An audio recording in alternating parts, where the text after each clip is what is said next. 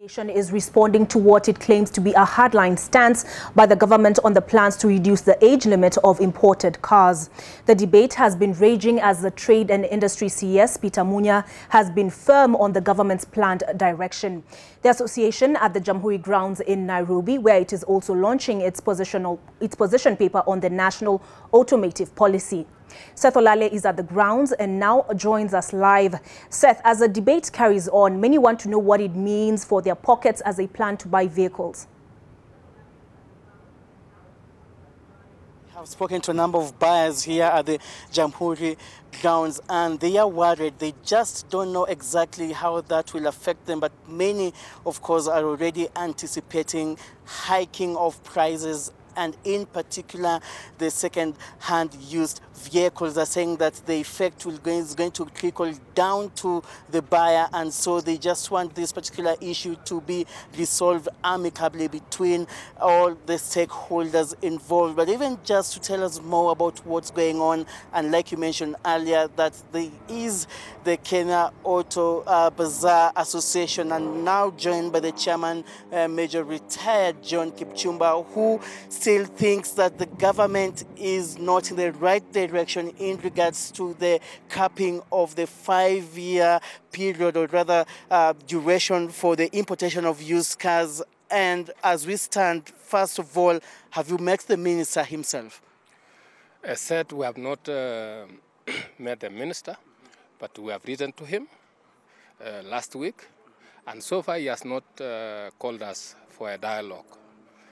And it just came up on the news that he will not back up.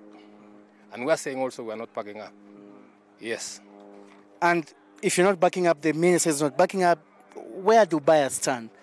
The buyers are the losers. And we are not saying, he says we do other businesses. For me, myself, I have no problem. I can do other businesses. But what about the whole Kenyans? The customer? Customer, where will he get a vehicle to use? We want mobility in this country. What options do you have in regards to, do you have, a proposal that maybe counters what the government wants to put in place? And is it reasonable enough? Do you have a proposal? Do you have a bargaining power when it comes to this particular stalemate? Yes, we said we are supporting His Excellency the President Uhuru Kenyatta. We are supporting him for manufacturing. But this is not the way to go. Why used cars? Why? Where have we stopped or prevented manufacturing to process? The people whom they want to protect, that is the assemblers, they call themselves manufacturers, but actually the KVM of Thika, the Isuzu East Africa of Mombasa Road, and the AV of Mombasa. They are not manufacturing anything. They are assembly. But what is the local content? We have information. Even they don't want to put brake parts for vehicles that are assembling, the lorries that are assembling. They want to import them. So basically what you're saying, they don't have the capacity to do this? They don't have at all. And we are saying, want to tell the government, if they are genuine, why are they protecting the new vehicles? If we want to protect or we want to manufacture, can we start from somewhere? Which we are saying. We as Kenya Auto Bazaar Association, we are saying, very good. Can we stop all pickups, be it new or used, all commercial vehicles, be it new or used, not to come in the country? Let's start from there. One of the reasons the government says is it's aiming at reducing congestion, especially in the major cities, and they want, citizens to use alternatives like the BRT system, the railway system. Do you think that's at least practical enough to reduce the number of automobiles in the country? Then why do you do a selection of used cars? Why don't you even start from local? Remove the old cars from the road. The one which is 40, 30 years old, remove them from the road. Then we know they are serious. We will support it. But even you are talking of PRT. Where are they? They are now buying vehicles from South Africa. And yet, Isuzu East Africa, they were given the chance to manufacture those things. And they said they don't have the capacity to build the PRT because the standards are very high. And they are saying no manufacturer in Kenya can meet their standard. So they must import everything. Lastly, Chairman, because we're running out of time and we need to hand over, in terms of the prices being as they are now, because it is being anticipated we're going to have an influx of buyers, who are fearing maybe when the time comes, the prices are going to hike maybe 100%. And right now, maybe there will be an influx of buyers coming to the car bazaars all around the country. Are you going to increase the prices? Are you going to take advantage, rather, of this situation? Never. We will not take advantage for our Kenyans. We will wait until the time when it is implemented. The prices will go up, the duties will go up, and definitely there will be a lot of theft of vehicles. Currently, there are very minimal theft because prices are generally low. But once this policy comes into effect, I'm telling you, we will have the theft of 70s of vehicles. Why? Because vehicle will be very expensive. The cheapest will be 3 million. So if you can steal one car, which is 3 million, and go and sell it for 1 million, you're already a rich guy. So that's encouraging the theft. We can only hope it doesn't get to that particular point, but that has been retired Major John Kipchumba, the chairman of the Kenya Auto Bazaar Association, and they are opposed to the government's initiative, or rather announcement of effecting the policy on giving a cap, or rather putting a cap on the importation of used cars to only 5 years. What is going on right now, what has been in place is the allowance has been for at least 8 years. But for more update, remember to join us in our later bulletins. Back to you, Olive. Thank you, Seth. Now, Water Cabinet Secretary Simon Chelugui has ordered the restoration of the normal flow of rivers countrywide. He has demanded the permanent stoppage of water supply to private companies and firms that divert river water to their estates. Terming the move as illegal, the CS has urged the companies to stop diverting and obstructing rivers, citing that it not only denies communities downstream of water, but is a recipe for calamity. The width of this riverbed and the smooth rocks spread around the area tell of a history of great rapids and deep waters. Now the place lays bare, the water having mysteriously receded. Upstream, these rocks and the water collecting behind them shed some light on the possibility of deliberate diversion of the shared resource, more so during this dry season. A number of interventions are being made at the national level to try to mitigate and reduce the impact of this drought. One of them is to ensure that our rivers are restored, are reinstated, and those who are making illegal obstruction, those who are making diversions, those who are irrigating, and those who are farming and diverting rivers are discouraged. The appeal by local leaders brings the problem closer home, telling of the challenge of pastoralist communities, lamenting the lack of water that sank them into struggle, while a few enjoy limitless possibilities. Mto wetu wa Rongai, our only source of water is dry. Up to now, Wanasias, there is no water in River Rongai. And it has reached a point whereby we don't know what will follow. Enda maji tunaenda kilomita karibu 10, alafu tupike mahali tunachota maji. Tukipika nyumbani tutakuta tumechelewa tu. The blatant diversion of the water is evident, with high-level equipment being used in the diversion, pointing to the influence of those behind the impunity. We have seen River Rongai in Nakuru, we have seen Waseges River, and about 26 rivers are stressed. And I'm urging and asking all those who are bordering the riparian area to keep off. The residents of Soin continue to hope for the restoration of the River Rongai that would justify the value of the infrastructure the government has invested in, and more so improve their quality of life. last year in Nakuru. The diversion of River Solai, which went unchecked for years, ended in a fatal incident when Mother Nature showed her power which teemed with impunity, as has publicly asserted, resulted in the death of over 60 people. Charity Mwangi, NTV. Kajiado and Narok counties have partnered to form an economic bloc to facilitate development in the two counties. Kajiado Governor Joseph Olelenku and his Narok counterpart Samuel Tunai say the partnership aims at harmonizing trade relations between the jurisdictions.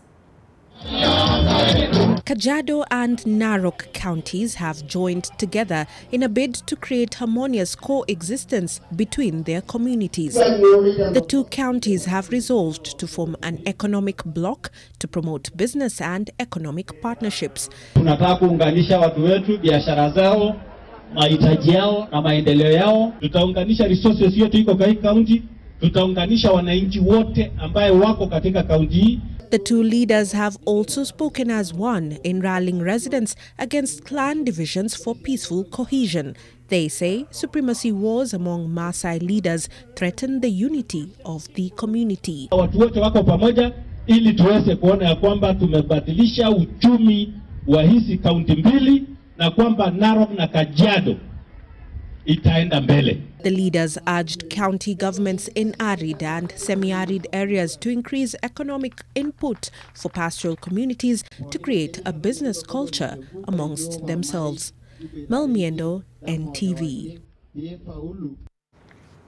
Machakos Catholic Bishop Norman Kingo wants Parliament to make a law that would outlaw the importing of goods Kenyans can manufacture.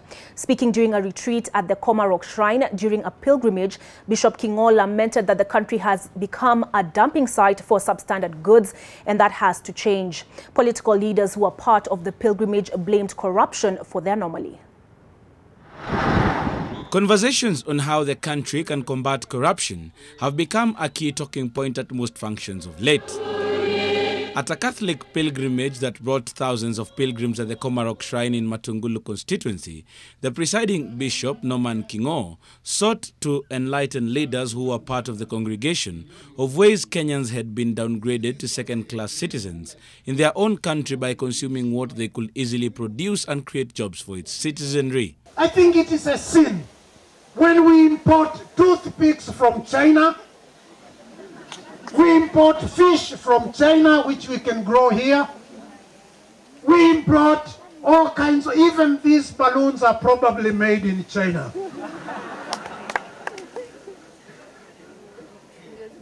And as if that is not enough, we import used clothes and taka-taka for our people.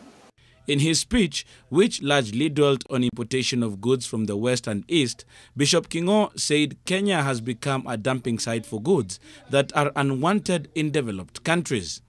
Look at that, these young people, if you are not measuring up to that, we are showing you the yellow card. Political leaders present agreed that their greed has contributed to the trend to killing Kenyan farms that manufacture and produce at the expense of importing the same goods as they seek to make an extra coin. If it was not for corruption, some of the industries which were doing very well, they should not be dead. Rivertex died because of corruption. Mumias has died because of corruption. The cotton industry has died because of corruption. We need to be creative, we need to think, and we need to love our people. Tukisema tumekataa corruption, wacha tuikatae na tuone names being mentioned. At a separate function, church leaders called for concerted efforts to fight corruption, which they say is deeply rooted. We need the church. The church needs to stand firm. Fight corruption and carry the cross. Time is running out. The church says the president has shown willingness to fight corruption as it called on Kenyans to fully join the fight. Kennedy Muredi, NTV.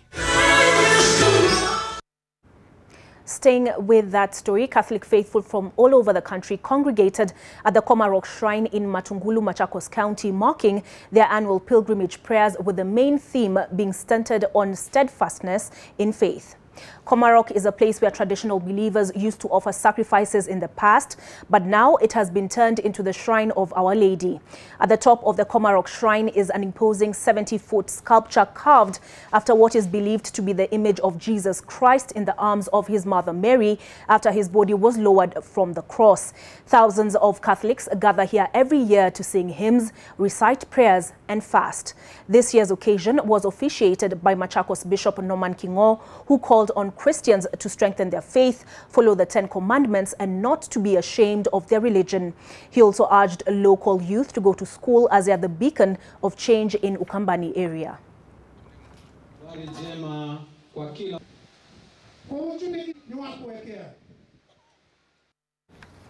Mourners and relatives going to collect bodies of their loved ones or going to bury their kin have decried the lack of a public toilet at the Molo Sub-County Hospital mortuary. The mourners say the existing toilet is far and in deplorable condition, rendering it unusable. Hence, they opt to rush to nearby bushes to relieve themselves. The area residents say that lack of a public toilet at both the mortuary and cemetery is an eyesore where men, women and children meet in the bushes when nature calls. The residents are now calling on the county government to put up a new toilet within 90 days, a failure to which they will come together and construct the toilet themselves.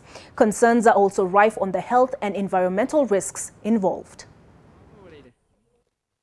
Ni aibu wakati ambapo watu wanapokuja hapa na wanapatwa na hiyo haja ya kimsingi.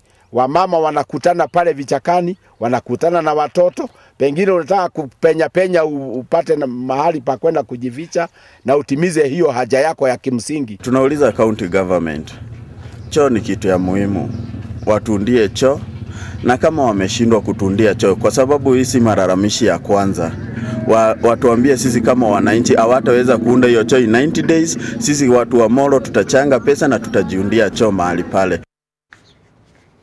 Machakos Governor and the leader of the Mendeleo Chap Party, Alfred Mutua, has dismissed calls to scrap presidential term limits as proposed, saying that it is backward and breeds a culture that denies youth opportunities to grow.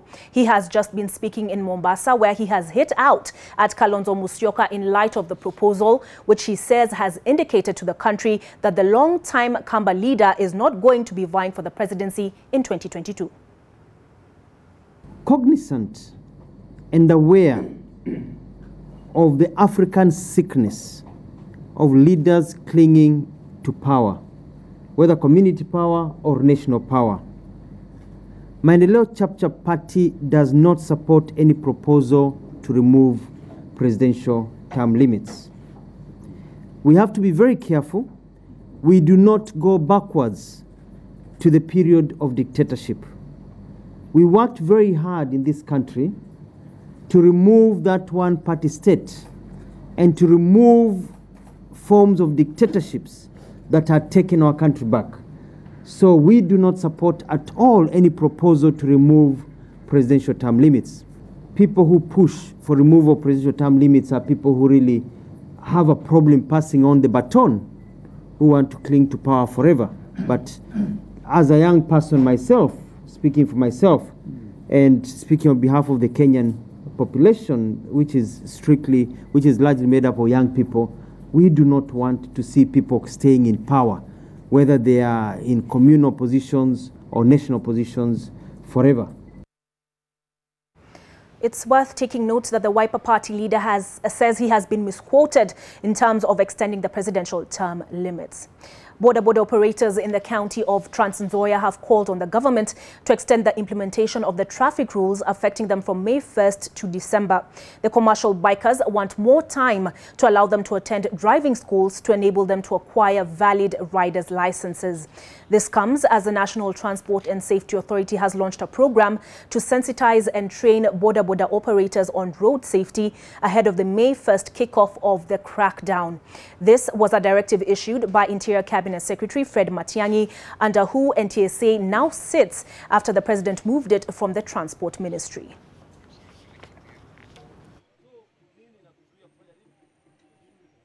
kuna vijana wengi sana wajaenda shule. Hasa Trans Nzoia County tuko karibu 70,000 na saa hizi kama watu 5,000 ama 10 hivi ndio wameenda shule. Hao watu wengine wajaenda shule. Mambo haya yatawasaidia watu wetu wa boda.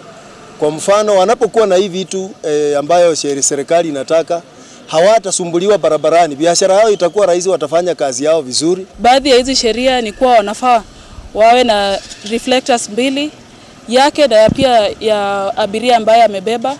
Anafaa pia kuwa na helmet ambayo itaweza kumkinga dhidi ya majeraha ya kichwa, na anafaa pia kumpa abiria helmet yake. Over 30 children living with disabilities received a 300,000 shilling donation from the Kenya Port Authority that will go a long way in improving their mobility. The company donated 30 wheelchairs and 21 pairs of crutches in a ceremony held at the Masaku School for the physically disabled. Leaders at the event also called on other corporates and leaders to give to such causes. The children have a fresh opportunity to go for their goals with less strain as they have been empowered by way of the gifts. I also believe that interaction with these children will today promote understanding of their special needs and contribute to the creation of an exclusive environment in which the children can fully fulfill their potential. Teenage pregnancies have in the recent past become a pandemic, interrupting academic aspirations of the girl child. The Pokot community in Baringo County have a guarded secret that has kept their girls safe for generations. The ritual, known as Ratta, is performed by the mothers to prevent the girls from getting pregnant. They walk with purpose, their strides sure of the mission ahead. The older women belonging to the Pokot community can attest to this tradition. Their main aim, to prevent their unmarried daughters from getting pregnant, as has happened to many others before them. Shule moja kule kwetu, wasichana walikuwa 16 na wasichana 7 walipata mimba. Wale wengine ndio waliweza kupita kwenda form 1 na kufika tena form 2 pale wakapata mimba. Wale wengine waliweza kupita class 8 wakaenda kupata mimba form 2. Waliendelea kupata mimba mpaka ikabaki wawili tu ndio walimaliza form 4. Kwa wale wasichana walimaliza pamoja. Damaris Lopuyet says that the Ratta ritual was conducted on her without her knowledge, and it was until she was married and stayed for long without bearing children that she came to learn of the practice. Nilienda hospitali, nikapeleka hospitali labda niko na sijui nini, wakasema niko na hormone imbalance na kumbe haikuwa hiyo, kumbe ni mambo ya kienyeji ndio ilikuwa nimefungwa.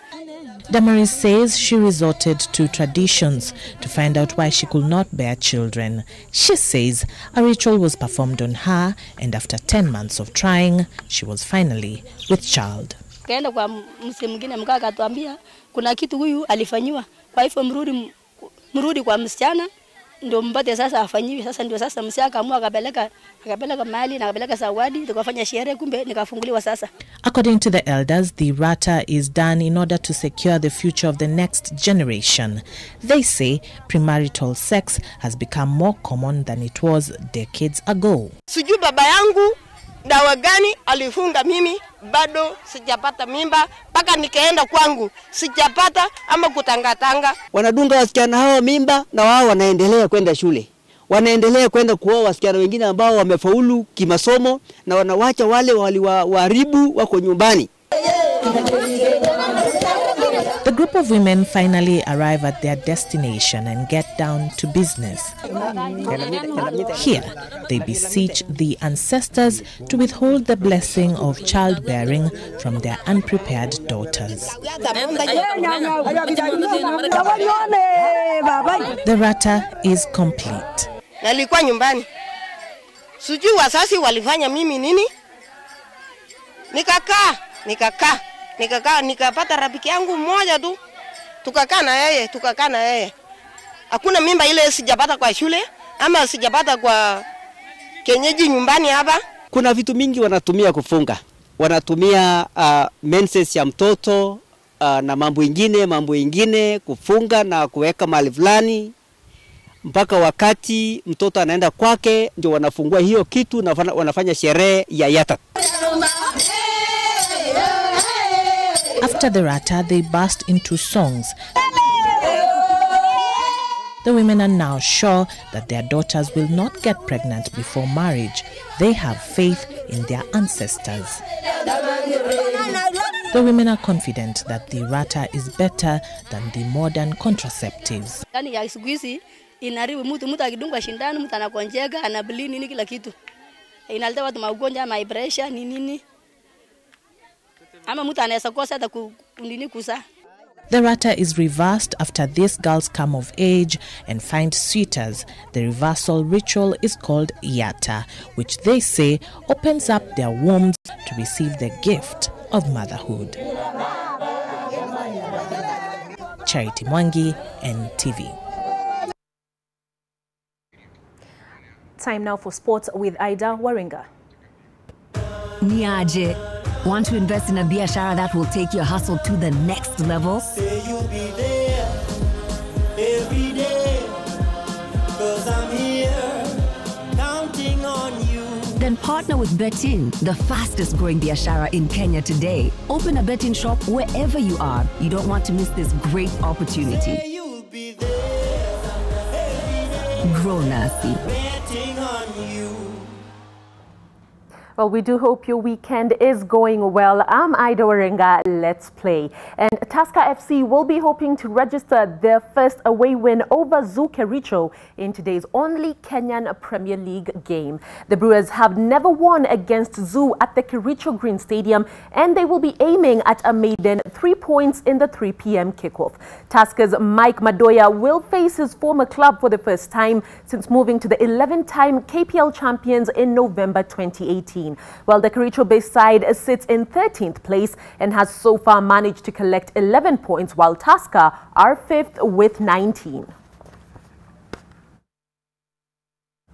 Well, Ndithiwa Queens are girls champions in the Nyanza region at Chapadimba na Safaricom tournament after seeing off Manyata girls 3-0 in the final. Manyata boys will be facing off or are facing off against Nyamira Springs in the boys final, with Kisumu County represented in both games. We cross over to Brian Otwal, who is at the Moi Stadium in Kisumu, to tell us how the morning action has been. Brian, if you can hear me, is the boys final done? Yes, Aida, the boys' final is done, and we now have new champions in Manyata boys after beating Nyamira Springs 5-0 in that final under this hot sun. And we have the new champions also in the girls' competition after, that is, Ndiwa girls beat Manyata girls in that final also, and emerging victorious after beating them 5-0, or rather 4-0 in that girls' final. So we have new champions this after the defending champions Plateau Queens and Ombek Red Devils were bundled out. So these will be the new champions, and I'm now joined briefly by the coach of Manyata boys, who just briefly to tell me how he feels about his team having qualified for the national championship that will be in Meru later in June. Asante sana Isaiah, he's called Isaiah Opio. What do you make of your team having qualified already? Wamefuzu, wameenda national finals ambayo itakuwa Meru. Ya, nashukuru Mwenyezi Mungu na nimefurahia sana ushindi ambao vijana wamefanya, na ni bidii. Sio kwa kupenda kwetu, lakini ni bidii sana. Yeah. So moving forward, national champions ndo tunaangalia in Meru, labda talanta zipo, na unaonaje mchuano huu? Pia tutaweka tu Mwenyezi Mungu bado mbele na tutatia bidii, na naamini tutashinda. Lengo hasa ni kwenda Spain kupata yale mafunzo kutoka kwa wale wanasoka La Liga, pia kutoka La Liga au Hispania. Wewe unahisi itasaidia vipi kikosi chako? Itasaidia sana, sababu wao ni vijana wanatoka mtaani tu hapa. Klabu yangu ni vijana wanatoka mtaani Manyata slums, na kama wanaweza enda La Liga itawasaidia sana. Okay. Other than zile vitu zote wamepata, kuna pesa ambazo pia zitasaidia kikosi chako. Labda hiyo itawainua kiasi gani? Itatusaidia kwa vile hiyo pesa ndio tulikuwa tunatafuta. Saizi tulikuwa tumequalify kwenda kucheza Division 2, lakini tulikuwa hatuna pesa. lakini tunashukuru Mwenyezi Mungu ndio hii pia tumewin hii tournament, kwa hivyo hiyo pesa itatusaidia. Thank you so much. That has been Isaiah Opio, who's just told me about his team's performance. That is Manyata Boys having won the boys title here, being the first team to win it after the previous edition that was held last year, and this being the second edition. They are the new champions after the defending champions were bundled out also. And Ndiwa girls emerging victorious in the girls category after seeing off Manyata girls. Remember, the Kisumu side, that is Manyata girls and Manyata boys, had qualified for both finals, and we'll be telling you a brief of all that and talk to this. We have the scouts who are here from Spain, that is La Liga, just to tell us briefly what they will be looking for and what they see that they've gotten from this leg. Remember, this is the second leg after the first one was held in Kakamega. That was the first leg, the Western region. This, the second final in Nyanza edition, will be going to Rift Valley later next month and move on to Coast, Eastern, Northeastern as well, and conclude it with Nairobi. So we'll be following up on that and get all the finals, get all the winners from all the regions, and go to the finals in June, that is in Meru, and get the ultimate winner of this Chapadimba na Safaricom right here. And in sports, we always give it to you. Back to you, Aida. Well, thanks for that, Brian Otwal in Kisumu there. Congratulations to the boys and girls champions. Let's cross borders now, where Manchester City coach Pep Guardiola has urged his players to approach today's 7 p.m.